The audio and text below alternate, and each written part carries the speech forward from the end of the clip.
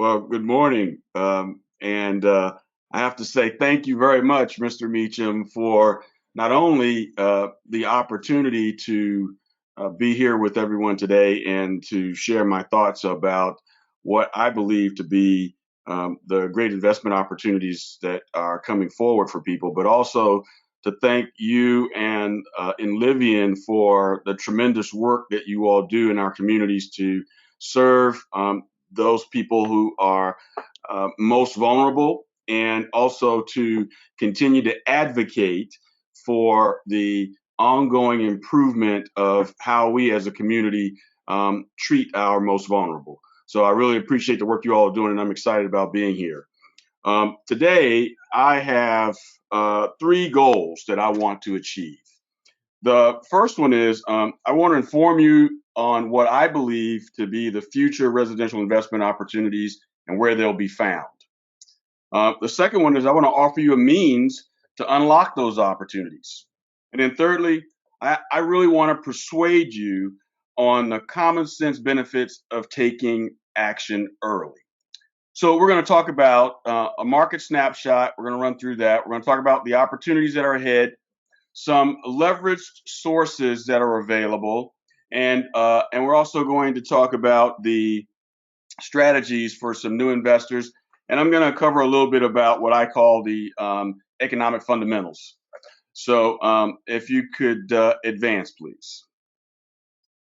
This market snapshot is really a set of trends that are unfolding that I believe are impacting on the availability and price of rental housing.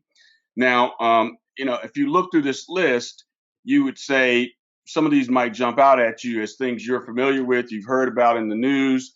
And if you're a more sophisticated investor, you may be following these things personally, but you might ask yourself, what does younger people staying home with parents longer have to do with the price of rental housing? And in our residential business, one of the things that we see happening when younger people stay home longer is that fewer people are tending to sell their properties because they're doing renovations, they're keeping their properties for longer periods of time and accommodating those additional household members by expanding as opposed to selling their home and going back into the market. So the lack of homes being offered for sale drives up the cost or price. In this case, we have a clear situation where there's a deficit of inventory. In fact, in the Charlotte-Mecklenburg market, we're about 50% of the inventory that we normally would have. And so those things are affecting price. And when people are out of the market and they're not selling properties, that means that properties are not available for those people who may be renting and looking to move into the ownership market, and therefore reducing the inventory of available rentals. And as that happens, the same thing occurs. Prices go up. So we are impacted by a number of these kinds of trends. And most of these trends seem to lean toward increased pricing of rental housing and reduced availability. These trends also, in my opinion, stress the importance of securing your income and protecting your occupancy rates. Next slide, please. So just in general, part of this market snapshot, we're talking about the overall housing gap. And when we talk about housing gaps, in most cases, we focus on just those people who are in the 80% and below AMI. But I'm going to share a resource with you later on, which is the 2020 State of Housing that was done by the Charlotte Childress Klein Real Estate group at UNC Charlotte.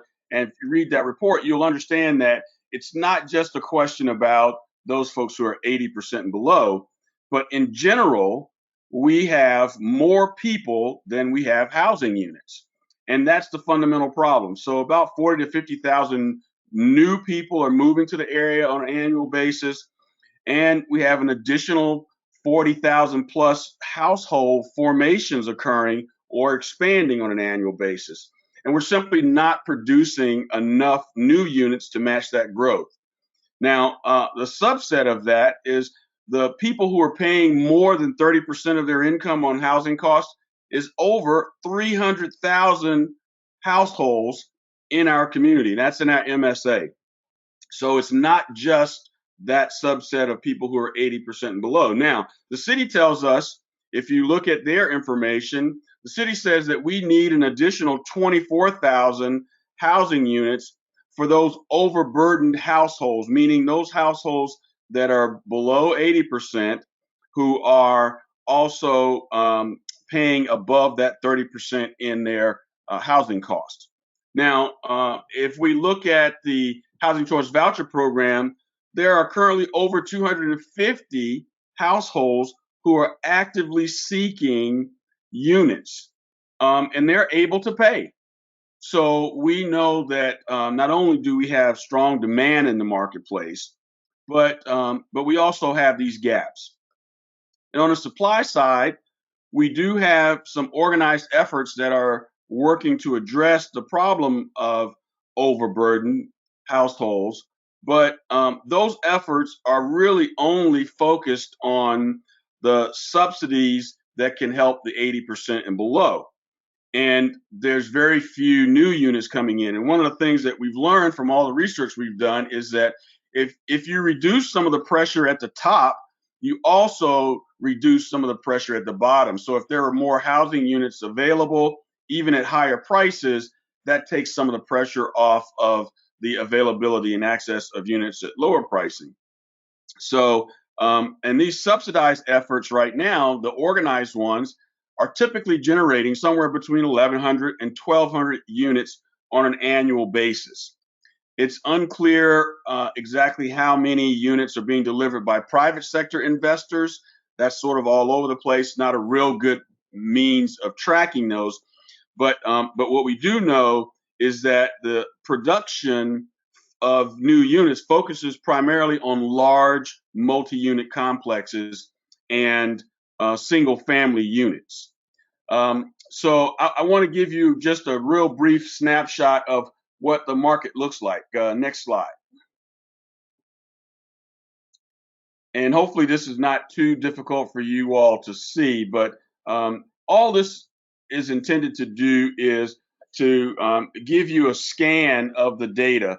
By the way, this data is obtained from the Canopy Multiple Listing Service, which is a local multiple listing service that residential real estate professionals make use of. Now, there are a couple of key indicators here that I sort of want to point out.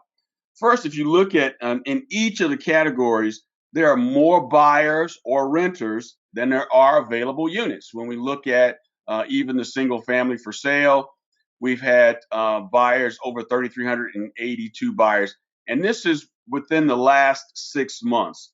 6 months is a sort of a metric that we use to do market evaluations, market comparative studies, and so forth. So I look back for 6 months to see how many buyers were in these various price bands. And price bands are a way of us being able to position properties in the market for market or sale. And this sort of highlights where the real activity is occurring when you want to drill down. And so I looked at these price bands up to $300,000. So there's only 210 units available as of the 5th of this month that fall within that price band. Whereas we've over the last 6 months, we've had over 3,300 buyers. So we know that that suggests there's a shortage there. And the same is true when we look at the residential rental market, or when we look at residential lots or multifamily units, which are all sources of potential rentals that can be made available to meet the housing demand. The other key indicator that we notice here is that as price goes up, generally there are more units available. So when we look at, for example, the for sale units, which many investors will be in that for sale market, as the price goes up, there are more units. So again, that's suggesting to us that we've got challenges with the pricing availability. And then you can also notice that there's smaller private sector investors are going to have to be competing in this inventory pool, and also pay higher prices, which is also a factor that may be driving up rents. And then lastly, there's a very limited number of small multi-unit properties. When we look at the multifamily ones, very, very limited number of units available. Next slide, please. So one of the big opportunity areas that is being talked about, not just in the Charlotte area, but around the country, is what they call the missing middle market. And what this suggests is that there is a housing type that is no longer being produced in high quantities, which could become a means of being able to address the need. What it allows us to do, if we look at these types of units, duplex, triplexes, small courtyard type apartments, more affordable townhomes, smaller multiplex units, so 10 to 12 unit type structures, and then live work type spaces are all what is being identified by the Optics Design Architecture firm, which is a firm out of California. I put a link up here which you can visit their site. But they came up with this idea, and it has been tested in Greenville, South Carolina, which is where I learned about this. And it's also being proven that there are significant opportunities in existing housing stock to make these types of properties available. So I'm suggesting that this is a big opportunity space for new investors. It allows us to multiply the number of units that are delivered through small density increases, provides more private sector opportunities for investment, so more people can actually get involved in this. It allows investors can increase their returns while containing their costs, because now we're talking about smaller units. Is less land needed to produce additional units, and units can be delivered more quickly. We can get units on the ground faster than our typical large production process, where it takes 2 years, 3 years to get a project completed. Additionally, more investors can actually participate in delivering units. So now we have a way of allowing people who might be an individual property owner to get involved in this process by converting a property, for example. And it's also going to provide the ability to offer a greater mix of incomes within communities. So this is an area where there's tremendous opportunity, and I'm suggesting that people begin to look for these, what we call missing middle market opportunities. Next slide. So again, on this opportunity front, the types of housing stock that are available right now is one of the means by which we can increase the availability of housing. So we talk about purchasing existing for rental, which means you're going to buy either a single family property that's already available, that has a tenant in it, or that's already a rental, or you're going to buy one that's vacant that you can make into a rental. The challenge with that is that there's not a lot of inventory, pricing is going higher, and financing is challenging. If you look at the buy renovate model, right? Again, we have the ability to buy an existing house that may not be in great shape, renovate that property, and put it back out into the rental market. Again, inventories are low, location starts to become a consideration, and then there are inherent sort of market risk involved in this whole buy and renovate process, because you're not sure about how you can control costs. There's unexpected things that occur. So there's all kinds of market risks associated with that strategy. Then the buy, demo, and build. And what I mean by that is there are a number of investors who will buy a property simply for the land itself, demo the existing structure on there, and build a brand new structure. So again, we're in a situation where inventory becomes a problem, location is a major consideration, building costs really become a major consideration in this strategy, financing, and then you also have to take zoning into consideration. So some of the expansion strategies that are available to us now that are really being promoted are the accessory dwelling units. And there's a report that I'm sharing later in the resources that talks about the city's stance on promoting the use of accessory dwelling units. This is where you could own a property, and if the lot is big enough and meets the requirements, you could actually build a accessory unit in the rear of your existing principal residence, and you can make that unit a rental unit and generate income from it. Now, there are some parameters, obviously, that you have to meet, but the notion that you can take an existing property that you own and build a rental unit on the same site and generate rental income from it is a tremendous opportunity. Again, it's something that can be done quickly, it can be done cost effectively, and it's one of the things that the city's promoting, and it also allows more people to get in the game. The city land idea of city-owned land is a situation where the city is now providing access to their owned properties or owned lands and giving it to the public for use. So what we are looking at now is they've developed a strategy to market those properties to the public and also do it on an equitable basis. So this is another source of how you can access land to build more properties. And then this notion of community joint venture partnerships. Again, this is about being able to access community organizations. In a lot of cases, churches are involved in this process, and they want to partner on solving this problem. So they would be a good JV partner for someone who's looking for that. Next slide, please. And I'm going to move a little bit more quickly through these because, yes, next slide.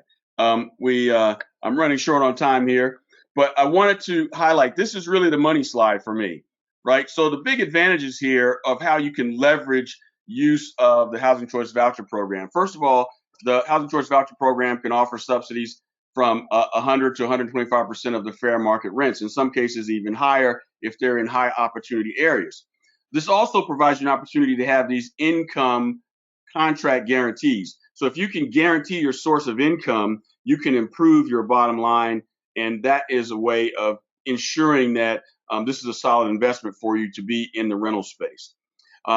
Asset preservation, obviously, so housing maintenance is a big part of what the INLIVIAN program assists you with by making sure that the properties are in good condition when you are offering them to the market. They also have a damage mitigation fund, which assists in being able to restore the properties on the turnover of tenants. These are all very important things. The tenant qualification support is a huge benefit because you're now able to have a uniquely qualified set of tenants that are in a pool who are desiring your rental property. So there's no real risk of having a property sit idle when you are participating in these programs, as long as you're providing a quality asset. So the bottom line here is that enhanced property management reduces operating costs and directly improves cash flow. Next slide. So this is the economic fundamentals, and I'm going to run through this very quickly, but here is an example that just kind of gives you a sense of what the real benefits are to being involved in a program. So in this case, the HCV is the Housing Choice Voucher programs.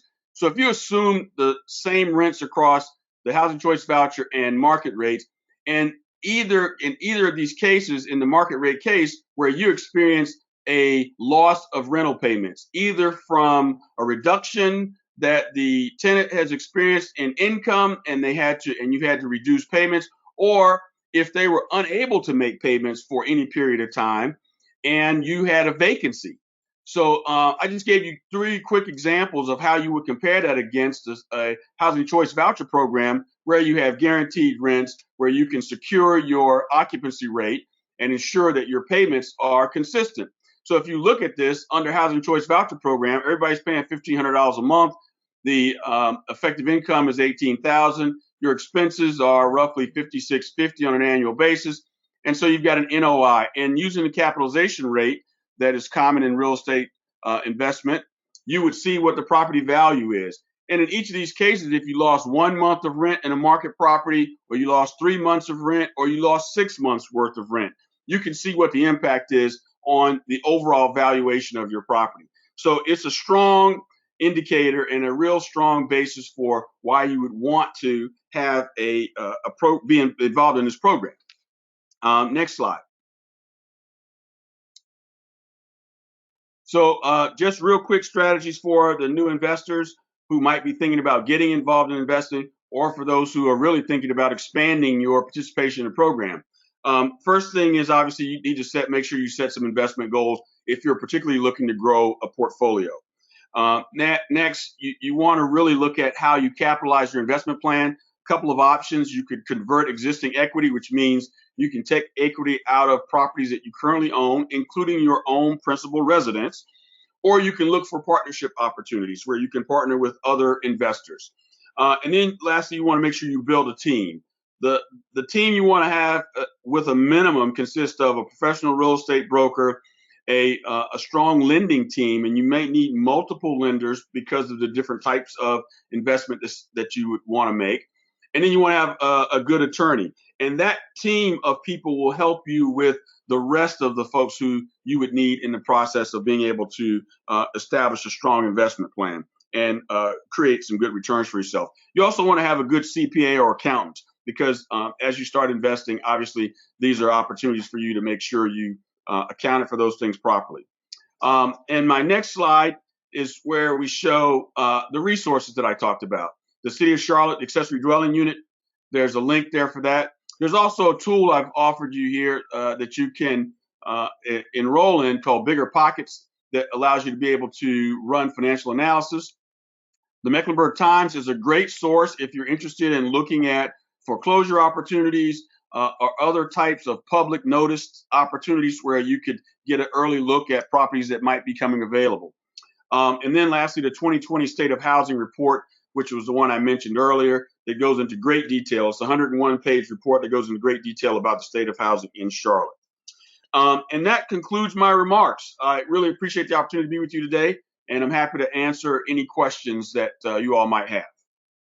There is one question in the box, and it says, I am interested in investing in rental property for the first time. Are ADUs a good, safe entry into the housing provider world? ADUs are absolutely a good entry into the housing provider world if, in fact, your property meets the requirements. And that's the first step, is to determine whether or not your property meets the requirements to be able to construct an ADU.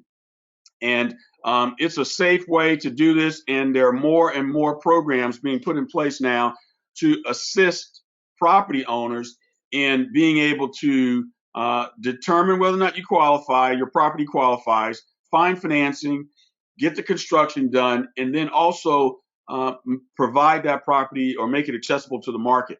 There are some builders out here now who are doing this as part of their new construction programs, as well as there are individual contractors who are working on providing these services to existing property owners. So it's a great way. The property is going to be, this additional dwelling unit is going to be on your property, and it's going to increase the value of your property as well as provide additional income for you. So it's a great tool, and that's why the city is really pushing it and promoting it and want to see more people take advantage of it. Next question is there a getting started packet for new investors? I'm not aware of a getting started packet. That might be a great idea for someone to start working on to put together. But the real best resource, I think, is to sit down with someone like myself, because first of all, we need to talk about what your real goals are and figure out that first part of developing a investment strategy for yourself to determine what it is you're trying to accomplish. So, but no, I'm not aware of a package, unfortunately. Okay. We are trying to build affordable housing. How can we find funding for building or possible donated land? Well, if you're looking for building opportunities, obviously you can look at purchasing lots that are available on the market for sale. And that's one of the categories I showed in my snapshot slide, is lots that are available based on price ranges. So that's one opportunity. The other opportunity, as I mentioned earlier, is to pay attention to what the city is offering. Now, they have a process that you have to go through, but they do have land that's available. Some cases it is small individual lots, and in some cases it's larger parcels, but they do have some land available. And then lastly, I'm going to go back to my community partnering piece. this was really big because more and more faith-based organizations who own parcels of land, some cases large parcels of land, are interested in being involved in helping to solve this problem. So you may find that one of the faith-based institutions that you are familiar with or affiliated with may have some available land. Those are really the only primary sources that I know about in terms of identifying land. Some communities have begun land banking trust to be able to set aside land for development, but those things are more relegated to specific communities. So that's not a broad across the market kind of program that is available, but that is something else that you might explore. Next question. How can you find the city land for sale? The city website in their neighborhood services department, they have a website link, and on their website link, they also indicate how you can find what properties are being advertised by the city. So it's on the city's website. They're doing a pretty good job in neighborhood services of providing all this information. They also have a good sort of guideline or primer on this whole process of how to get involved in affordable housing and utilize the tools that the city has to offer. So that's one place where you can learn more about how to utilize their tools. But that's a good place to find out exactly what properties they have available and what they're offering right now to the public. Next question. What types of land decisions does the city need to consider to accommodate a missing middle housing strategy? Well, in my opinion, the primary consideration is a zoning consideration. And there are a few rules that we need to look at as part of the ordinance. They're developing a new, what's called a unified development ordinance, which is really combining the zoning ordinance with all of the other rules that go around development, planning and development. So part of the process, I believe, is a zoning one. There's a tendency to want to have unified zoning across within communities, and we may need to look at how we create diversity of zoning within smaller segments of a population. So, for example, it should be okay to have a single family house next to a four-family house, for example, instead of only having single family houses next to each other. So zoning is one of the land considerations. I think the other thing is, which they're doing a good job of, is looking at what are the transportation options that are available within communities and how does that impact the growth patterns within the neighborhoods. And so we need to encourage development to occur in smaller neighborhoods by providing some additional transportation options.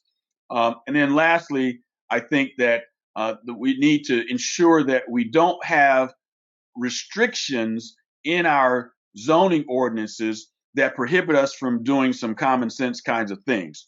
For example, there's been a great deal of work around this question of a duplex needing to be built only on a corner lot.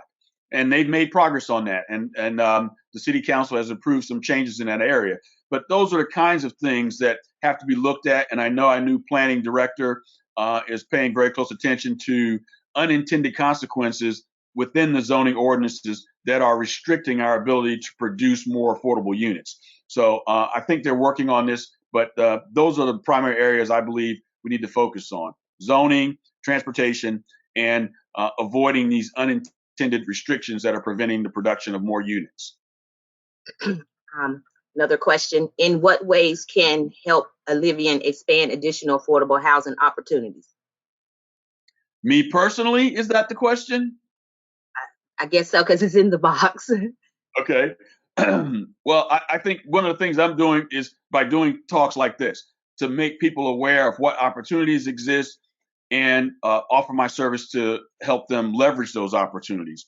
The other thing is I'm a big advocate, have been for the last 25 years that I've been in the real estate business, for affordable housing. So I'm working across the board, not just with INLIVIAN, but with other stakeholders to advocate on behalf of providing safe, decent, quality, affordable housing to our community. I personally grew up in substandard housing. I know what that feels like, and I understand the importance of providing safe, decent housing. That's one of the primary things that everybody needs is shelter.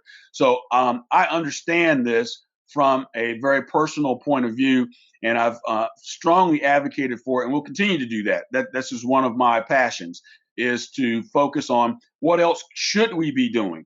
We're doing a lot, but we're not doing enough because the number of units that we need is growing on an annual basis. So we've got to do more, and that means that people might need to be a little bit uncomfortable with some of the changes that have to happen.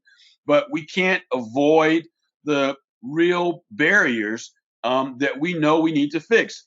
We can no longer allow people who are able to pay being prevented or restricted or being let's just say being ignored essentially because of the source of their income. So source of income is a tremendous problem that we need to resolve. And it's those kinds of things that we all need to continue to advocate for and ensure that we're not preventing people from having access to housing on some basis that is really immaterial to the overall success of a rental property. If you can afford to pay, you're a good quality tenant, you meet all the other requirements, then you should be able to have access to housing. And the last question, if I'm just getting started in real estate investment, should I start with single family or multi-unit first? That's a very personal question. I'd be hesitant to offer a blanket statement about where you should individually start. I will tell you that I believe there is probably more availability of existing units if you choose to go that route. There's more availability of existing units in the resale market. Even though it's very competitive and the prices are high, there are more options available there.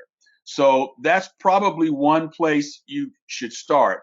And if you can find a multi-property, a multi-unit property, a duplex or triplex, those are really ideal because that allows you to spread your risk across multiple properties as opposed to just being in a single family property.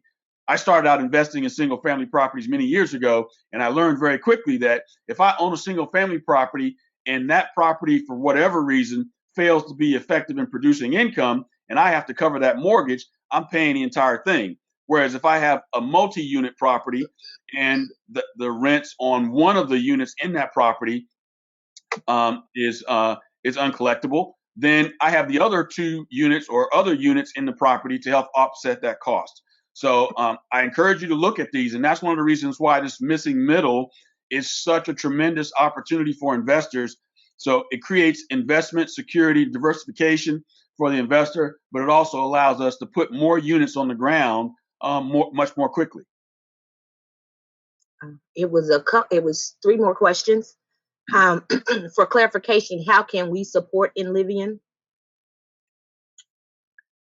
When you say, I'm not sure who we is, but I think that the public can support INLIVIAN by making it known to elected officials, community leaders, and other people in the community that you support the work that INLIVIAN is doing.